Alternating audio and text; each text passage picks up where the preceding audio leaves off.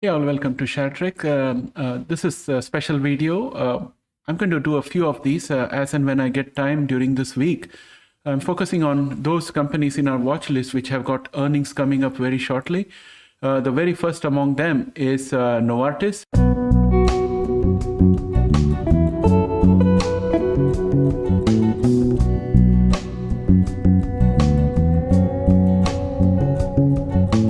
So Novartis is going to be reporting on 26th of April. And the information I have for you here is that the expectation is that the earnings per share should be at least $1.45 and the revenue should be at least 12.61 billion for the first quarter of 2022. Already, Novartis has got collaboration with Intelia and Caribou Biosciences for CRISPR-related research. And this particular agreement was signed in 2015, somewhere around 2015.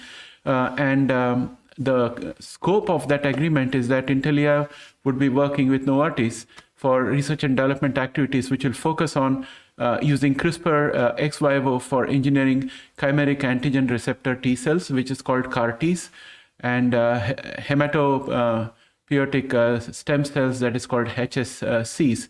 So that's the area of collaboration with Intelia. And the collaboration with Caribou Biosciences is focused on using Caribou's foundational CRISPR platform and intellectual property as a research tool for drug discovery.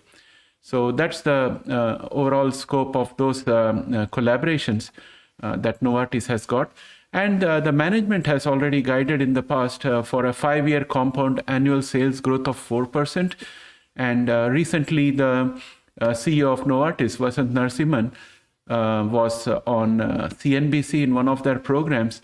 And out there, he said that there has been an acceleration in innovative medicine, and this momentum will carry forward for the company 2022 onwards. So there is a positive bias to his statement. So I'm expecting some positive news from the earnings call, which will happen on the 26th of April, which happens to be tomorrow.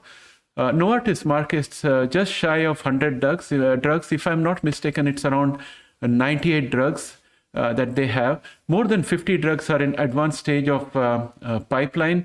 This is significant in considering the fact that many of Novartis patents are going to expire in 2026, and having this many candidates in there gives a kind of hope that things are going to look better for Novartis going forward. I mean, it's not going to be a steep fall off the cliff.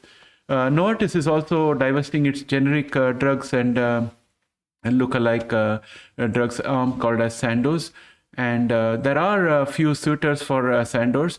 As far back as last quarter of 2021, there was news that Swedish-based investment group EQT and Strugenman family of Germany were considering a joint move to purchase generic outfit Sandoz for 21.6 million, according to one of the German newspapers. And the price would have made it the largest pharma deal for the year. And during his recent appearance in CNBC, CEO Narasimhan spoke about this and said there are plenty of suitors out there, and he's hopeful that divestment could take place this year.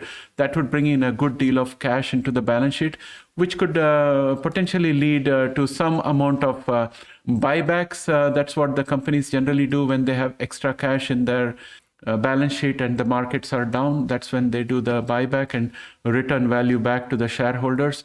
So potentially we could expect that to happen.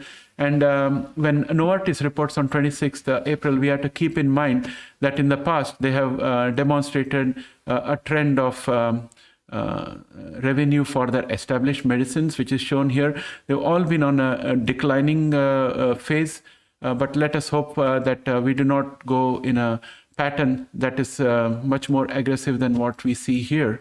And if you look at the EPS and revenue expectation from the street, once again, it's $1.45 earnings per share and 12.61 billion in revenue.